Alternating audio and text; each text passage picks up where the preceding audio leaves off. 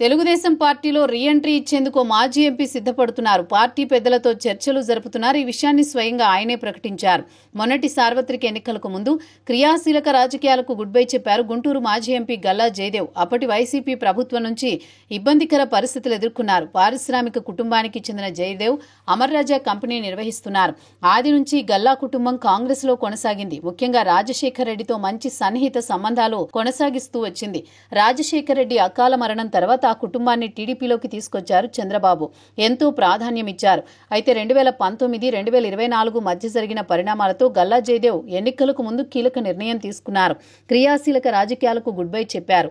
అయితే ఇప్పుడు ఏపీలో కూటమి అధికారంలో ఉండడం, ఎన్డీఏలో టీడీపీ కీలక భాగస్వామి కావడంతో తిరిగి పార్టీలోకి ఎంట్రీ ఇవ్వాలని భావిస్తున్నట్టు తెలుస్తోంది. అయితే 2003లో రాజశేఖర్ రెడ్డి పిలుపు మేరకు రాజకీయాల్లోకి వచ్చారు గల్లా అరుణకుమారి. 2004-2009 ఎన్నికల్లో చంద్రగిరి నుంచి అసెంబ్లీకి ఎన్నికయ్యారు.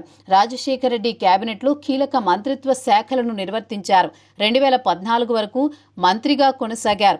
2014 ఎన్నికలకు ముందు కుమారుడు గల్లా జయదేవ్తో కలిసి టీడీపీలోకి వచ్చారు. ఆ తర్వాత ఆ ఎన్నికల్లో చంద్రగిరి అసెంబ్లీ స్థానం నుంచి అరుణకుమారి, గుంటూరు పార్లమెంట్ స్థానం నుంచి జయదేవ్ పోటీ చేశారు. జయదేవ్ గెలిచారు, అరుణకుమారి ఓడిపోయారు. 2014-2019 ఎన్నికల్లో గెలిచారు జయదేవ్. జగన్ ప్రభంజనాన్ని సైతం తట్టుకుని నిలబడ్డారు. 2024 ఎన్నికల్లో సైతం గెలిచే అవకాశం స్పష్టంగా ఉంది. అయితే రాజకీయాలంటే పారిశ్రామికవేత్తలాగే గల్లా జయదేవ్కు ప్రత్యేక గుర్తింపు ఉంది. వేల కోట్ల పెట్టుబడులకు సంబంధించి పరిశ్రమలున్నాయి. 2018లో ఎన్డీఏ నుంచి తెలుగుదేశం నుంచి బయటకు రావడం, తదనంతర పరిణామాలతో లోక్సభలో తెలుగుదేశం పార్టీ వాయిస్ను బలంగా వినిపించారు. అదే సమయంలో ఏపీలో వైసీపీ హవా నడుస్తోంది. ఒకవైపు అప్పటి కేంద్ర పెద్దల దృష్టిలో పడడం, ఏపీలో వైసీపీ ప్రభుత్వం అమర్ రాజా కంపెనీని వెంటాడడం వంటి కారణాలతో తీవ్ర మనస్తాపానికి గురయ్యారు. తెలుగుదేశం పార్టీపై విశ్వాసం చూపుతూనే క్రియాశీలక రాజకీయాలకు గుడ్ బై చెప్పారు. కానీ టీడీపీ నాయకత్వంతో సంబంధాలు మాత్రం కొనసాగించారు. అయితే జయదేవ్ ఖాళీ చేసిన గుంటూరు సీటును అనూహ్యంగా మరో పారిశ్రామికవేత్త పెమ్మసాని చంద్రశేఖర్ దక్కించుకున్నారు. అయితే తెలుగుదేశం అధికారంలోకి రావడం, కేంద్రంలో కీలక భాగస్వామి కావడంతో గల్లా జయదేవ్కు మంచి పదవి దక్కుతుందని అంతా భావించారు. ఢిల్లీలో ఏపీ ప్రభుత్వ ప్రతినిధిగా నియమిస్తారని అంచనా వేశారు. కానీ చంద్రబాబు మాత్రం ఈసారి నేతలను కాకుండా సీనియర్ అధికారులను ఆ పదవిలో నియమించారు.